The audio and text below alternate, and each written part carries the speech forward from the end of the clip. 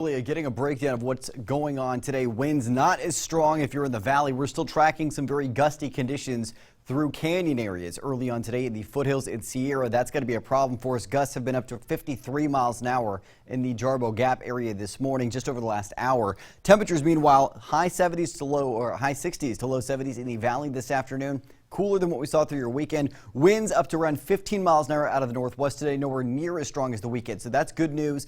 The problem we're still facing is it's going to be very dry today. Some areas could see humidity bottoming out around 5%. So fire danger today is in the moderate to high range. Only in the high range today because of that low humidity. And moving forward, we actually do see a little bit of an uptick in fire danger on the way moving into your Tuesday and Wednesday. So take a look at this. For today, it's in the moderate to high range. Tuesday and Wednesday, it's back to the high range. Gusty winds, gusts up to 50 miles an hour projected for Tuesday.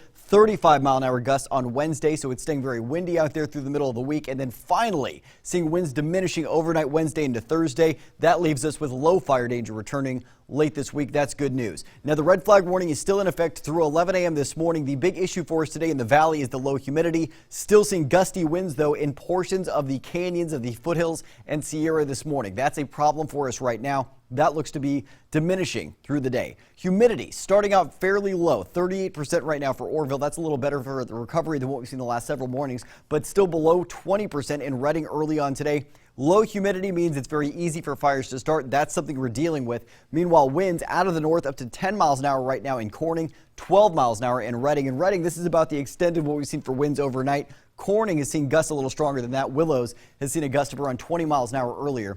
Throughout the day, winds expected to stay up into that 10 to 15 mile an hour range early on this morning. Towards the evening, we actually see a little bit of a shift. Winds out of the southeast or southwest, that is, that could extend some of that smoke from the Kincaid fire into our region. That could be a problem for tonight. Temperatures this morning, meanwhile, it is brisk in the valley, 40s to low 50s right now, low to mid 50s in the foothills, teens and 20s in the mountains. Grab your jacket on your way out the door this morning. It looks like you're going to be wanting it out there early on today.